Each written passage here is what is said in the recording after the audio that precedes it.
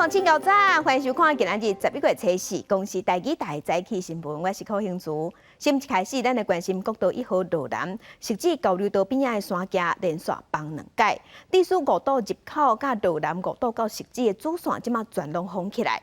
家人要去台北上班上课的时间，拢造成早起大塞车。交通部长王国材即马是要求，伫今仔日爱先拍通内线的车道，小偷车流量。若全部拍通，可能要等10天的时间。代替嘛宣布讲，伫这段时间，逐工拢会加开2班家人驶到台北的区间车。机构持续伫处理国道1号路南实际2解绑起的路段，毋但爱甲外口市的土石刷走。抑阁爱伫边坡设置200支更绑的起仔来强化边坡，以免阁发生绑起的意外。包括匝道的清土，还有主线的这个开通，大概要10天的时间，会对我们的边坡做一个临时的边坡安全的处理所以也要确保它的安全。要逼车时恢复内线通车，高公局当兵士伫处理。透早通勤尖峰的时段，互家人甲实际的民众发讲，这根本是交通的黑暗期。济车流一去国道3号，为家人的基金交流道，一直踏到实际系统，路况是天现休息，时速无到10公里。也阁有搭客运的民众讲，为家人到台北，踏2点外钟才到位。另外，伫新北实际新台5路，是一路踏到家人8号社区，互通勤上班的人是强要记载袂牢。汐止收费站那边开始2车道缩成1个车道。那经过工区这边的话，会采取一个限速的一个要求。通过这个工区之后呢，到这个潮化的汇流区，就是原来的汐止系统交流道那边的潮化岛那边、潮化线那边呢，再开放为2车道。高公局提醒民众，拜5早起6点，国道1号路南实际的路段会开放内底时的车路通行。不过，伫工区的路段有限速60公里。伫全线恢复通车进程，代替宣布为即时开始到11，逐工会加开2架区间车来疏运。记者综合报道。来关心疫情，咱国内昨昏是新增加29922个本土病例。疫情指挥中心嘛宣布有新增加一个MIS-C 的案例。这个案例对确诊到发病中午是隔5个月，目前也在加护病房治疗。另外，疫情指挥中心嘛强调，确诊隔离新制度有分2阶段放令，无论是倒一款，伫自主健康管理的期间，拢会当出门，毋过爱专程挂喙罨，袂使做伙食饭去人济所在，嘛袂使坐大众运输。新冠本土疫情持续降低，初3礼拜四新增加29922例，比顶礼拜同期降低1成6。中重症有220例，死亡有81例，新增加2例儿童MIS-C的个案，其中一个是1岁查某囡仔，注过1剂疫苗，无慢性病。今年5月捌确诊，10月底陆续出现MIS-C的症头，目前还搁伫加护病房治疗，这创下咱国内MIS-C破病症头浪上久的纪录。这个MIS-C距离确诊发病最久的一个个案是168天就大概24周那这个应该是很罕见的一个情形。我们大部分的这个MIS-C的个案都还是在这个6周内。另外，莫德纳 BA.1 次世代疫苗登记组，不过有专家质疑，是药署已经核准通过莫德纳加 BNT BA.5 次世代疫苗输入，用伫12岁以上青少年甲成年人使用。不过指挥中心好亲像为着消化当初购买的2000万剂莫德纳疫苗，无国购买 BNT 次世代疫苗，这恐怕会让12岁以下囡仔变作次世代疫苗的孤儿。你这个5到6岁就一个年龄层，这个是小众，可能跟选票没有关系啊，忽略掉。那你买个1万剂、买个2万剂给他也可以，让他打了嘛。所以这就是我说的，在目前这个政策下的第一批第一批的2代疫苗的一个受害者。指挥中心讲，莫德纳6至11岁次世代疫苗资料已经全部送到药署审查，不过 BNT 5至11岁次世代疫苗资料也未送件，唔只有时间差。另外，确诊隔离新制分做11月7到14 2阶段放令。指挥中心提醒，无论7+0还是5+N， 自主健康管理时间快筛阳性拢会使出外，不过必须专程挂喙罨，禁止做伙食饭，避免出入人较侪场所、较侪大众运输工具。记者综合报道。在咱当节来关心天气，受东北季风的影响，今仔日温度的下降，水汽的变济。气象局早起有针对宜兰发布大水豪特报，若伫家人北海岸嘛有落局部大雨的机会。咱当节来看分图。今仔日东北季风阁增强，所以伫中部以北、东北部天气是转凉，沿海较快所在会透强阵风，风有9级至10级。温度方面，早暗低温大约是20度至23度，若中南部日时暗时温差较大，中南部伫日时高温有29度至30度。另外，受南平分系影响，西半部山区有局部短暂雨。若这方面的桃园以北、东半部水气会较高。基隆北海岸爱细日落大雨，依然有局部大雨，也是大水雨。明仔后日，北台湾同款是这款湿湿冷冷的天气。早暗温度会降低，落雨机会会增加，是爱等到后礼拜一，东北季风减弱，温度才会回升，雨水才会减少，北部才有机会看到日头。来关心高雄有3件分布涉海气，检过调查报告内底是认定，敢若1件是人为造成的尔，就是青条、乾隆、青花盘若处罚的结果，即马嘛对外公布，有一个人防记大过，有一个人防记2届的新界。高雄瀑布院院长伫昨昏有上公司的节目，嘛坦白讲人为的疏失，嘛有伫节目顶头公开向民众回示的。我们真的很抱歉、很遗憾，这个故宫发生这样不幸的事件。但是我们也希望这个国人同胞可以理解，这个文物的伤损是免不了的。为高雄文物拍去回息的高雄县长吴必查，上公司有会好讲节目，也还原3件破损国宝当中，唯一被认定是人为疏失的青条乾隆青花花卉盘，是手拍破的过程。南部河的底部的布有一些脱落了，所以他想要把它再连回去，所以在这个时候他就把它给翻过来了啊。但翻过来的时候，就两个文物就掉出来了。掉出来，还好一个文物是他用身体去把它挡住，让它没有掉到地上去。另外一件就掉到地上去了。那掉到地上去那一件，就因为这样破了。高雄海考人员伫5月19整理文物的时阵，后尾内底有6件文物，其中一个人提出4件，无顾伫内底还有物件，而且无扣起来。和另外一个同事误会是内底无物件，想要念落落去的后尾底部变过来，造成2件落出来。其中一个幸运接掉咧，青条青花花卉盘不幸摔破去。经过科技会调查，还有同事用口讲的，确认2人有疏失。7月暗时公布处罚结果，一人记大过，一人新界2摆。吴必查表示，高雄下期即摆驾驶包含连从环境作业规范、动员训练拢会加强。另外，这个月也会将高雄所有文物状况伫网络公开。记者综合报道。所以，乡亲同齐看今仔日报纸的重点，咱先来看联合报。国道公路警察局一个警官伫今年9月份的时，涉嫌透过网络去交朋友，然后即马是互指控，伊伫台北市的公共便所内底性侵害一个才15岁的少年家。检警伫伊的办公室，还有徛家拢有抄到一寡不属鬼的相片。这个警官即马已经互收押禁见，嘛互警察局记2支大过免职。若伊的顶司是因为监督不周，嘛有互记过处分。检方即马要将对伊依法上班。继续来看《中国时报》，青年安心买厝的贷款年底就到期啊！财政部即马初步是决定讲，要继续延续搁办2档，而且会提出2个优惠方案。按算11月份办法出来了后，就会报行政院去核定。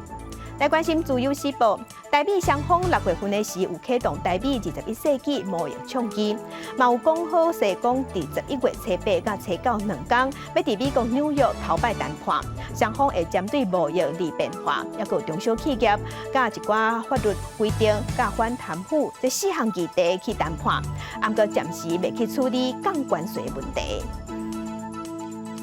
来关心总统蔡英文昨昏是接见2022台北安全对话的外国贵宾。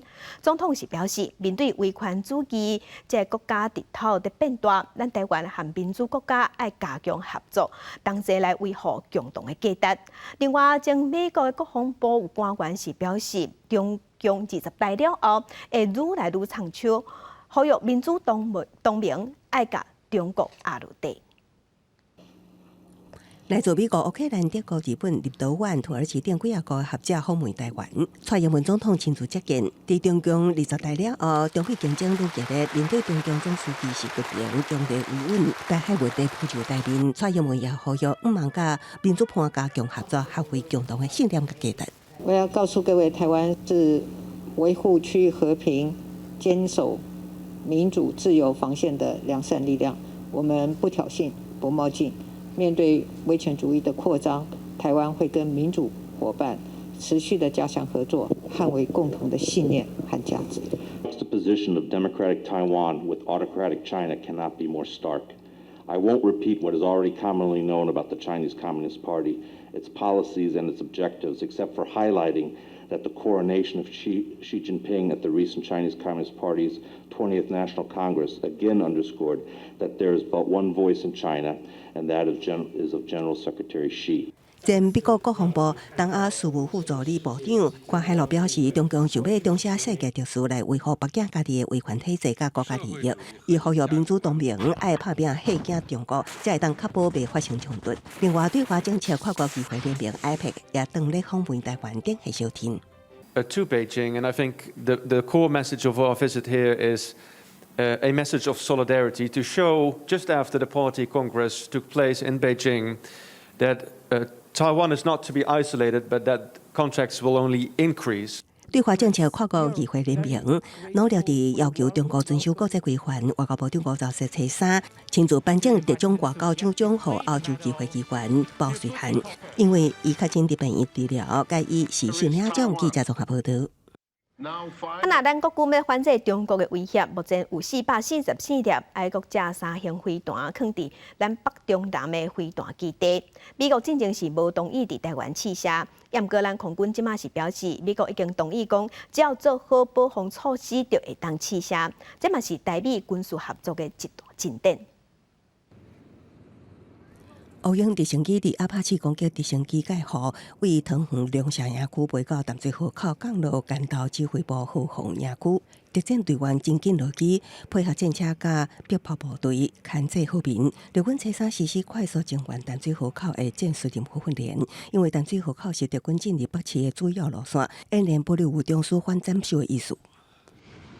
中共8月为台军演，国军出动爱国者3型飞弹，透过雷达对感界面，爱3飞弹会当反制弹道飞弹，乱射距离35公里、高度20公里。目前国军有444粒，全台北中南拢有准备飞弹停地。不过美国烦恼中共偷摕飞弹参数，拢无同意伫台试弹试射。不过今麦有重大突破。我们做好相关的这个保防措施之后，这个是可以在国内试射的。前空军副司令刘延廷指出，国军捌伫美国试射2摆爱3飞弹，一早派出30人去美国验证爱3接种能力，拍一粒爱3飞弹成本爱9亿，若会当顺利伫台试射，会当降低成本。另外，美国各路飞弹参数方向所指挥认为，国军有能力防范。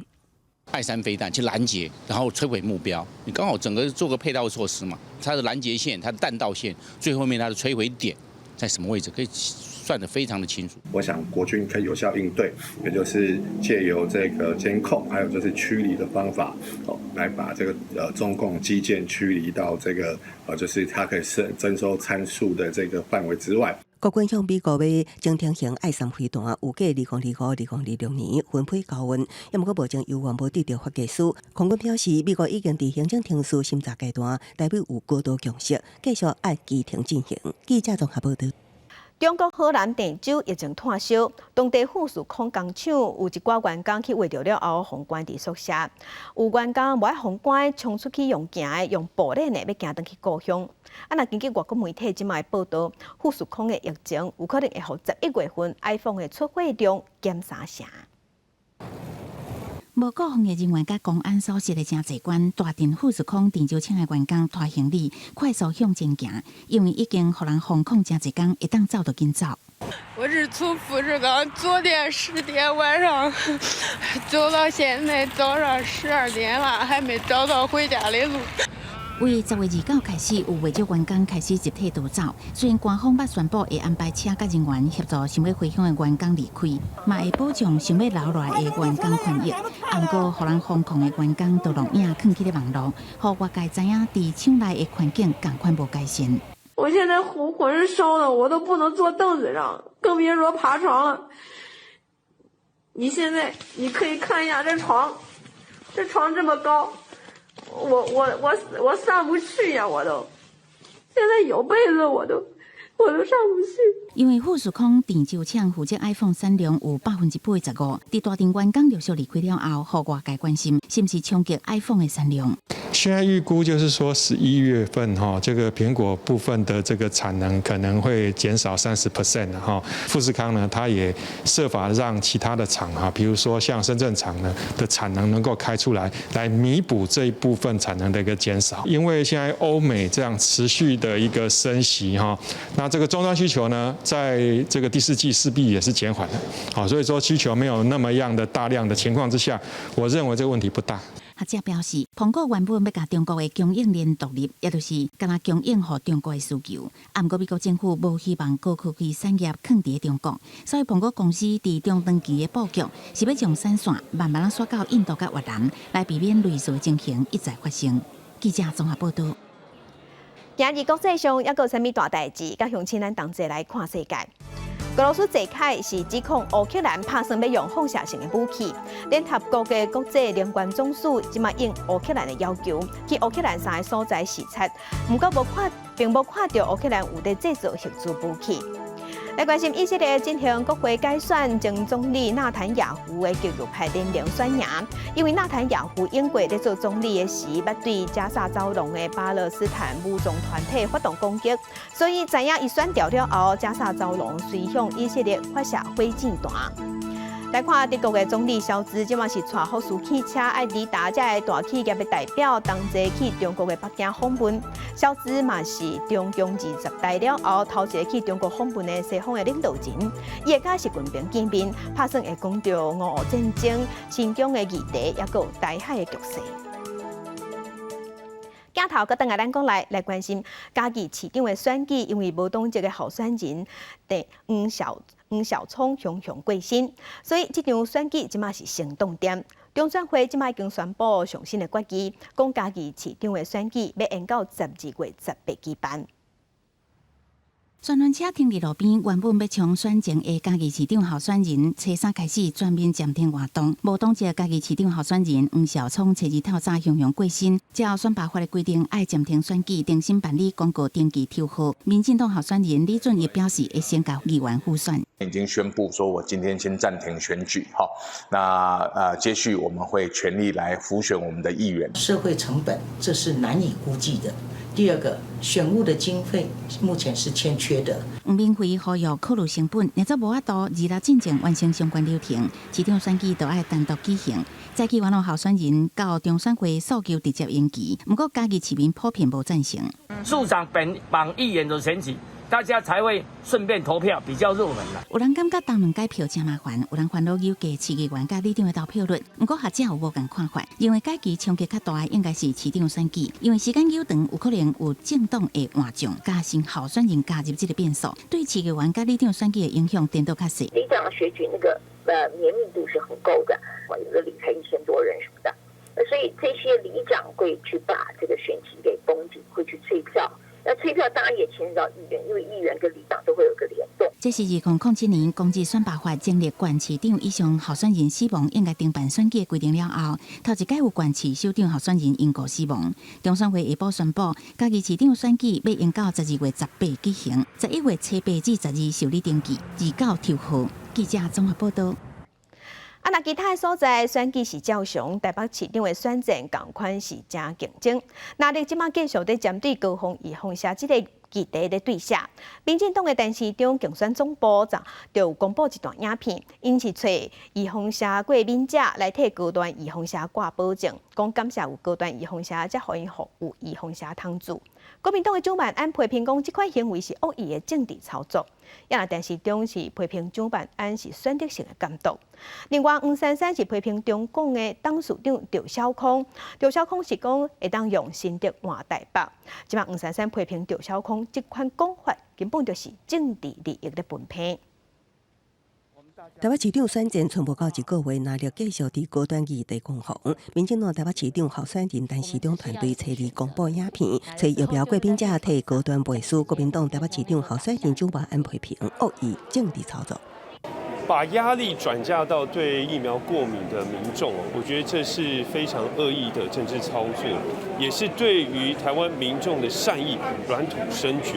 对蒋万安当萧委，74%的排案针对单一部会，只锁定陈时中一人，这是中华民国立法院前无古人，后无来者。但是中电也反批蒋万安要选市长无讲政策，刷针对疫情查联邦，无应该拄着争议就洗冤。黄珊珊针对高端民众背书，认为咱唔找做支持高端的人来背书，也批评陈市长伫大家咧抢疫苗的时阵，又为了做啥物？另外，也搁争气保议题，剥夺中共当局长赵少康，先对华台北定位南北下政机向南亚开炮。讲得很清楚的人，敢了说又不敢负责。我问过蒋万安先生很多次，你到底同不同意这样的政治分赃？看起来他是用平常心来看政治分赃哦。对台北市长郭文德最近讲，伊的支持者恐惊无法度转移互黄珊珊，需要自立自强，甲这一目字顶言论拢互解脱，放成黄珊珊。黄珊珊回应台北政绩都是上好的推荐，外界无需要见缝插针。记者综合报道。即阵，即马新竹市长的选战嘛是战甲真激烈。国民党的候选人林景仁和民进党的候选人沈慧虹昨昏拢有开记者会，因是要求另外一个候选人民众党的高虹安，爱针对立委办公室请男朋友做工会助理这件代志对外讲互清楚。那高虹安是强调讲，一切请人用人拢合法。离选举投票剩20多天，国民党新竹市长候选人林景仁指出，立委助理费争议竟然成做大家关心的焦点。民众党候选人高虹安应该提出相关证据，向市民讲清楚。民进党候选人沈慧卿嘛在同一日提出相关的疑问。面对新竹市民的质疑，你应该用更高度的态度来接受大家对你的质疑。高虹安委员现在所涉及的非常多的问题，都是有可能游走在法律边缘，都是公领域里面应该对市民朋友去解释清楚的事情。面对哪里的质疑，高虹安竞选办公室回应，前助理甲薪水关乎民众党是个人的自由意志。高虹安本人嘛有关，强调一切拢合法。李前助理捐款给民众党，是他的个人自由意志，是认同民众党、支持民众党的表现。高虹安自己本人也另外有捐款及其他的付出，一切都是合法合规的。这是完全两个独立个人的自主决定。绿营政治人物侧翼和媒体不需要每次抹黑造谣。高虹安方面嘛表示，针对部分人士一寡不实指控，会正式提出告诉。记者杜君和新竹报道。在地消息，在地上大条来关心澎湖，即马是发生有史以来人数上济渔港碰见失踪的案件。对初二暗开始，西区的渔港就传出有渔港找无人，即马人数已经有40人。有头家是较烦恼讲背后应该有人口买卖集团咧操作，有怪在合法的渔港去做非法的线工。目前专勤队嘛已经咧追查。真侪船停靠伫港湾，准备进行作业。不过这看起来像边缘之上的渔港，刷传出几名渔港失联事件。我们的渔工是因为今天天气比较好了，要准备出港了，然后才找不到人。他们说昨天晚上同一时间应该是有请计程车，还是有人来接走，应该是有第二批人，不然不会一次跑那么多人了，将近是要40个，那个太夸张了啦。代志发生伫澎湖，当地民众表示，澎湖四面环海，外籍渔港的需求量悬。前几年因为疫情影响，真歹引进渔港，今年真无简单，会当输入渔港。所以技术发生集体脱逃事件，烦恼背后敢是有真正集团，又怪合法渔港逃走，前往台湾本岛做工。非法的那种厂商有没有？是要加重处罚了，罚的金额要给他加重了。居留证要去登记的话，你是不是要联络雇主？那个居留证的话，你就放行的话，那逃跑的一大堆了。过去有调查过啦，然后以公司连的原因要再赚取更高的薪资，另外一种原因就是说可能跟雇主的管理有关系啊，再来就跟他们自己工作适应有一些关系。照以前的经验，移工的失联通常甲薪水、参加头家的关系、甲个人的适应问题有关系。那今年1到10月，伫澎湖地区有89名移工失联，有劳动相关单位甲专勤队人员指出，目前实际有奖也未尽数是无做准抢的4名移工，因为甲外界流传的人数差较大，也需要进一步的厘清。记者综合报道。法务部调查局的前组长齐淑良涉嫌甲查扣的毒品偷摕去卖，当时咧调查时嘛，发现讲有6.5公斤的毒品碰见揣无。计一冬外，即马这件代志，今年9月份的时，这批毒品竟然伫航机站的地下库房互揣着，敢是有人挑故意搁藏回去的？即马等待调查。当时担任调查局长的李文忠向社会大众回释咧，坦白承认内控机制失灵，因为调查局行业处的机动站发生拍无6.5公斤毒品的重大案件。这个查竟然是前机动组长齐淑良涉嫌家己顾家己偷，7年偷卖这个扣案毒品，不法赚1亿7千万，去互通地检署起诉。通地检法院进前早裁准齐淑良100万交保，不过今年9月拍无去的6.5公斤毒品，竟然伫航机站地下室的库房铁柜内揣着。我了解以后，就请他们要积极的去追查，了解真正的原因，到底是原来就在那里，还是后来有人动了手脚，现在才出现。法务部讲，专案长由通地检署指挥调查局伫对查，要求一定要查明真相。监察院是先纠正调查局，搁单协航机站调查官10个人，揣着的毒品的部分，监委也当地调查。针对本局航机站赵姓前主任等10人提起弹劾案，本局对此尽表尊重，将深致检讨改进。对于这批消息的6.5公斤毒品，竟然伫航机站库房揣着，捌担任检察官的律师是讲，这个毒品案发迄当时无互人敲出来，即马所发现实在是真使人怀疑，也凸显总务管理的问题真大。当时都找不到，就在3年后突然发现啊，原来在这边。这种情况呢，一定要好好彻查，因为毕竟其实6.5公斤的安非他命，它其实体积还蛮大，它不是一个小数目。另外，专案甚至可能牵涉到当时这个扣案的毒品，敢真正有提起化验，相关毒品案的证据是不是成立这个问题？律师高方明认为，若做这个毒品真正是揣到的，是不是齐淑良这人牵涉到的偷卖案，还是相关人员互人行政处分的部分，拢有可能需要重新调查查清楚，影响会真大。记者综合报道。地方放送头，咱镜头来屏东。屏东的满洲乡是出名民谣的故乡之一。满洲民谣协进会拍拼咧推广民谣，即马伊嘛请招老辈来开课，希望甲弹乐琴唱民谣的这技艺传互少年囡仔。手里弹乐琴，唱出古早味的民谣思乡曲。屏东县的满洲乡是恒春半岛的民谣乡之一。满洲民谣协进会拍拼来传承地方的文化，即马嘛开课，予少年辈来学弹乐琴、唱民谣。一直没有机会来这种比较很多这种古谣、民谣的地方，就感受我觉得很开心。民谣协进会表示，因过拢是透过表演来推广满洲的民谣，不过要把这个技艺传承落去，有关是需要课程来详细讲解。未来嘛打算要开课教学生囡仔，国中小的孩子们能够继续的把他拉进来弹乐器，我们也没办法要求说要唱到跟阿嬷一模一样，所以变成说快乐唱民谣，长辈跟小孩子是可以互动的，然后一起学习的。我满洲的这个文化是介古早，即马学了较熟，拢有影真正爱传落囡仔啦。民谣协进会希望透过老辈将民谣的技艺传授予囡仔。那互民谣的经继续生传，嘛希望伫传艺过程当中促进世代交流。记者综合报道。那云林斗六是龙眼重要的产地，这个所在龙眼干嘛真出名，因为伊拢是按照古早方法用龙眼枣、龙眼茶去烘龙眼干，爱烘3暝3日才会芳个好食。即马社区嘛靠龙眼干找到产业的第2春。要大灶关顶的眼镜带入去篮仔内，冰冰搁倒入去大灶内烘。同款的动作要练几百摆，一直到眼镜变大才是完成。云林斗六是眼镜的重要产地，不过逐当拢会有眼镜烧无落。为着卖互这眼镜拍算去，社区佮甲眼镜行新冠，将做周边产业。淡的为淡的要较大是爱3暝3日。啊是拢暗时嘛要有人挂下。对，24小时完全不能断火。你若断火，你又要重来啊。这啊卖，这纸要肥肥啊！伊这若可以安尼，这纸会裂袂？伊啊纸裂袂，啊你爱搁拔起来。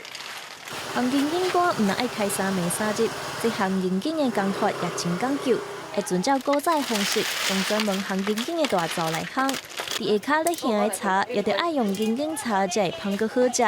真侪民众真介意用来做菜泡茶。咱的眼镜馆吧，足侪种做法嘞，会使摕来炒麻油酒、麻油鸡做米糕、眼镜米糕。蓝绍兴、蓝眼镜嘛，用圆的糯米落去做的。眼镜馆会当保护高神鼻，泡做茶啉落也通困较落眠。若帮助民众改善身体状况，即摆也替云林的河山社区找到农产业的第2春。记者综合报道。内地云林北港的乐龄学习中心，才有一个泰国社团。这个社团真受当地时代的介意，社区的老大人对音乐的节奏来学讲鼓，嘛学甲真认真，而且会当振动身躯，愈讲愈健康。老师带学员对音乐节奏讲歌，大家动作拢介真齐。这是云林北港的时代学习中心，有多元丰富的课程，其中泰国课已经办8年啊。有真侪时代拢真介意来这活动身躯。我参加太鼓应该有4、5年的。这个太鼓的动作，一开始我真的是手忙脚乱，除了自己要靠自己不断的去背，不断的去看影片，不断的去练习之外，我还会跟大家的学员说，我们是如何去记这一套方式，然后与大家彼此交流，是一个很棒的一个课程。讲鼓对老大人来讲是一种真好的运动方式，毋但规身躯拢会当着，阁有队形甲动作爱记，会当加强记忆力。先开始真侪时代是一条歌都记袂牢，毋过逐礼拜来遮上课，大家互相交流，同齐进步，心情是轻松佮欢喜。配合一些比较轻快的音乐，手啊举不高的，就是打完之后手就会举很高。借由节奏跟动作还有队形的变化，可以就是活化他们的脑力，然后延缓他们失能的这个状态。这样，我觉得他们就是对他们来讲，其实蛮不容易的。因为像我平常在跟他们一起打的时候，我也会忘记，但是他们可以记这么多，我真的觉得他们很厉害。咱人食老，老化是真正常的代志，袂当改变。不过身体器官若无照顾保养，就会豆豆啊退化，甚至致病。所以若阵会当保持运动习惯，心情放轻松，身体健康，才会当甲老化速度放慢，减少失灵的风险。记者综合报道。根据统计，女性一世人平均是爱开10万块去买生理用品，为着改善有人买袂起、开袂起的善车，教育部长潘文忠昨昏是伫立法院表示讲，后学年开始会伫学校免费提供多元女性的生理用品，予有需要的查某学生。若即个因过较罕有人讲出嘴的议题，其实伫咱台湾长期以来，拢有民间团体伫倡议月事平权，而且阁有人对18当前就开始咧推广月事的教育。明仔暗7点半，青春咱来帮节目，带乡亲咱同齐来看台湾的少年家安怎拍破保守、拍破月事的不平等。但我也想把一部分的经验分享给你们，希望你们也是。欢迎大家来看我们的展览，我们的经验。导览人员用戏剧的方式，带领观众进入这场以月经为主题的展览。伫观众面头前摕家己写的剧本，讲甲真认真。伊是非营利组织小红帽协会创办人林薇。迄个啦，就是迄个啦，月经讲遐大声，你无见笑，我拢你感觉歹势啊。这个展览内底，因为真侪无同款的故事整理起来，阮就想讲，不如用读剧的方式来去表现，安尼嘛会当互观众朋友感觉到讲，哦，这毋是一个假的故事，是一个真正的人在这个世间上发生的代志。林美长期关心社会，特别是公共卫生议题。伊伫2019年读英国爱丁堡大学传染病学系时阵，伫宿舍成立以消毒月经无病等为主要目标的小红帽协会。成立3年以来，因家己做的月经教材推广去全台湾15个县市100多间学校。是咧小红帽一开始咧做社群甲倡议的时阵，发现大家对月经其实讲就无了解，也是讲到大汉的才搁去反转伊的观念，其实就辛苦的。伫个较早之前，就有人意识到月经教育伫台湾是真欠缺。蔡英环已经2003年开始分享使用卫生棉条的经验，伊认为为生理用品的教学开始做，毋那是一个拍破迷思的方法，嘛会当互生理女性伫月经来的期间，会当感觉较舒适的。是因为我那时候用到棉条，然后我就会觉得哇，这东西怎么这么好用？因为那时候棉条的包装上会需要写，就是未婚女性请小心谨慎使用，然后还要问医生。把这些全部的东西写下来之后，我就会觉得到底为什么没有人愿意教我用？月经伫真侪所在，拢互认为是无清气，认为是一种禁忌。小红帽协会甲蔡英环希望透过公众讨论，拍破迷思。面对自然的生理现象，唔免阁用大清讲起来啊，嘛袂阁有人因为买袂起生理用品来牺牲健康。记者李亚军、林建如台北报道。那即马其实已经有一寡学校在试办主动免费提供卫生棉，予有需要的查某学生。也毋过，昨昏有一民进党的立委是伫立法院临时提案，要求教育部应该爱全面推动。教育部长潘文忠嘛有支持，所以嘛宣布讲，对后学年开始，所有的学校抑有教育部管的所有的场馆，拢会免费提供卫生棉。台北、新北、台南、高雄、新竹、台中和宜兰等县市，拢来试办伫学校放免费的卫生棉，或者是提供生理卫生用品。民进党立委蔡三伫立法院教育文化委员会临时提案，请教育部研究4个月内，伫全国各级学校和属于教育部的场馆提供免费的卫生棉。如果各县市政府都有做，那有些县市政府没做，反而变成他们那些地方的女性哦，就是女学生，就相对就是失去了这些权益。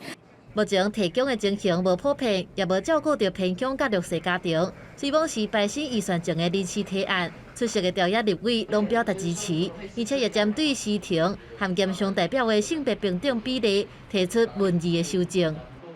它也有符合所谓的性平比例不低于1/3的条件啊，所以我们现在要的就是全面嘛吼。潘文忠表示，确实这个阶段爱拍拼推动，不过需要时间甲地方和学校来沟通。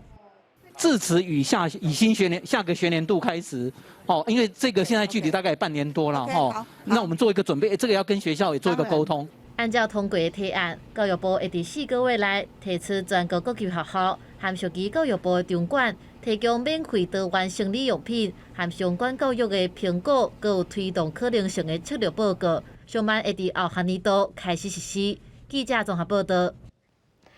咱台湾正在推动2050净零排放，不过根据民间团体的民调，有超过60%的民众讲根本就唔知影有这项代志，嘛有将近要我一半的民众认为政府伫气候变迁这个议题顶悬做无好，民间团体即马是爱政府加搁较拼咧。因应国际趋势，台湾正在推动2050年净零排放的目标，但是根据民间团体的电话民调，发现有63.6%的民众唔知有净零排放的目标，而且在气候变迁的状况之下，有48.6%的民众认为政府表现了无好。以身作则来教导民众，其实我们也可以这样的生活，也应该可以很舒适、方便。那民众看了这些政治人物的表现之后，其实大家就会慢慢的学习。虽然国发会伫3月公布台湾2000年净零排放的路径，根据国发会提供的图表，2030年碳排放要减量20%到25%，说落来到2000年之间，因为科技进步，加速减碳到0。但是民间团体认为，中央针对达成目标的手段交代了不够清楚，推动嘛不够。既有的技术基本上是受到一些局限，到了2030年或之后啊，它才会普遍性的应用。那时候的效果才会比较显著。欧洲在做的时候，至少有规定，几年之内，就是新盖的公共建筑全部可能是零碳排放的建筑，好，或者是每年要更新多少的公共建筑，我们完全没有这种安装小型的这个太阳光电的部分，其实很多人并不清楚是该怎么去做。目前的科技都没有很认真的去推广。民间团体讲，减碳伫拄开始推行的时上简单，但是做落来就会较困难，尤其是针对高排放的企业，呼吁政府伫早期推动阶段脚步就会较紧嘞。记者郭本长随台北报道。体坛大车拼来关心，因为疫情延后2冬举办的世界野球经典赛，头一轮 A 组的比赛，即马确定伫明年2023年的3月7到12日，会伫咱的台中洲际棒球场举办。那 A 组头一场的比赛会伫3月7，就是咱台湾队对决巴拿马。宣传的影片顶管写 "Is Back"， 棒球迷袅袅看等真久的世界棒球经典赛，正式宣告要办啊！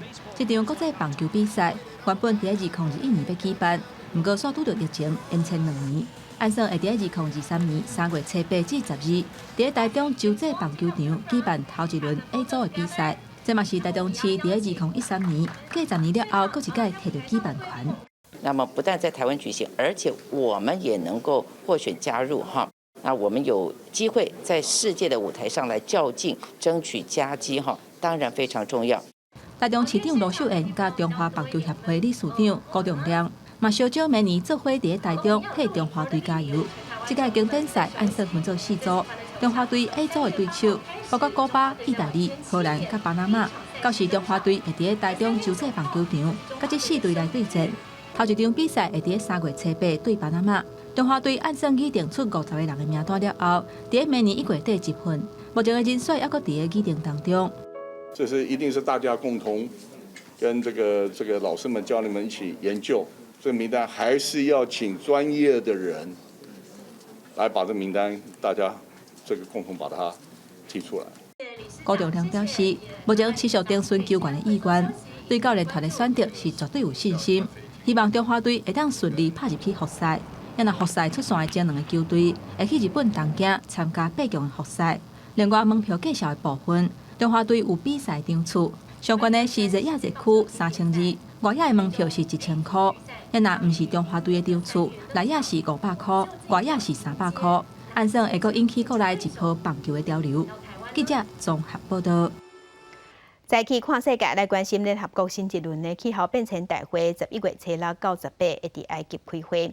联合国教科文组织有发表上新的研究报告，讲地球暖化影响之下，世界维山顶头的18000外大冰河的地点有1/3，伫2050年进前拢会消失，拢会扬起，这嘛造成海平面压悬，观光资源大量流失。高纬度甲高海拔地区的冰河各大洲拢有，也是冰河所在国家重要观光资源。不管是坐船还是走路，欣赏壮丽天然美景是袂少人的愿望。即马地球暖化的影响，袂少所在冰河面临消失的危机。联合国教科文组织长期观测50个列入世界遗产的地点，拢总18600个冰河所在，结果有真惊人的发现。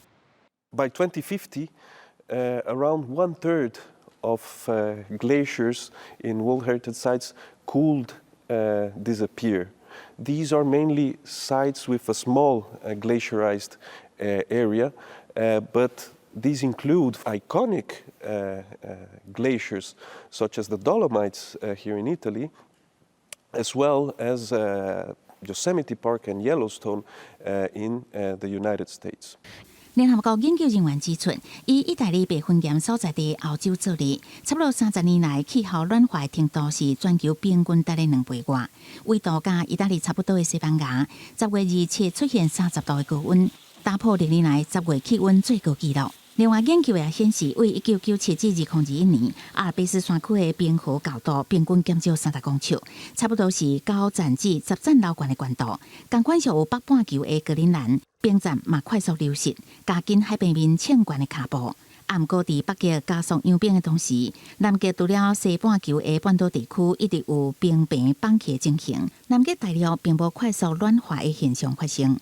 公司新闻徐家仁编译。镜头来中国云南有一个真特殊的城市，这个所在叫做盐津。这个所在的地形是亲像长长的德高形，上下所在才30公尺。嘛，因为地形的关系，当地人在起楼仔厝的时，地基拢爱先用长长的条仔梯咧，甲厝起伫半空中。真侪人看到这款厝，拢讲会惊，唔敢住伫遮。河的两边拢是建筑，主体后壁都是真cao的山壁。这座沿峡谷兴建的城市盐津，伫中国云南，伊上出名的特色就是真矮。盐津是云南一座县城，全长5公里，不过上快所在敢若300公尺，上矮是30公尺。外国媒体讲，盐津是全世界上矮的城市。You can't get lost in Yanjin, as there's only one street. 盐津河分作两边。两环街路敢若一条主要的道路，道路两边有真侪商店，当地居民是差不多40万人。因为土地真少，建筑物大部分是起较悬的，而且拢是客正晚。好看第一排建筑物正特别，拢是吊脚楼。当地学者解说，100年前盐津出产盐，河路两边一寡贸易船，时间一个久，生意人开始伫河畔两边住。为着因应地势，吊脚楼都变做真结块的建筑。As the valley is narrow and the bank steep and slippery, the first residents built their homes on stilts. It was the best work around given the lack of land. It also protected homes from floods. 这种特别的建筑也引起中国网友的讨论。有人认为吊脚楼看了都唔敢住，不过当地居民唔是安尼想。I've always lived in this house. My ancestors lived here. And climbing stairs is good exercise. I wouldn't live anywhere else. 窗门撒开就会使钓鱼啊，互盐津是愈来愈出名。Our town is growing and we have more and more clients. My business is booming. 盐津即马未过挖靠盐的贸易，产业慢慢转型做观光。当地居民希望盐津正下会当吸引游客来感受峡谷城镇的特别景致。公司新闻徐婉玲编译。天气玻璃仔，加上今日同齐来关心今仔日各地头的温度。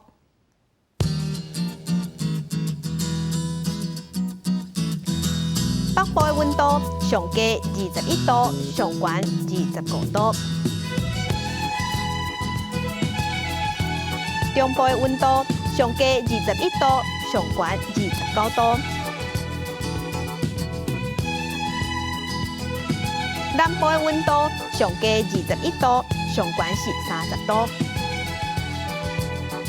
东部的温度上低21度，上悬27度。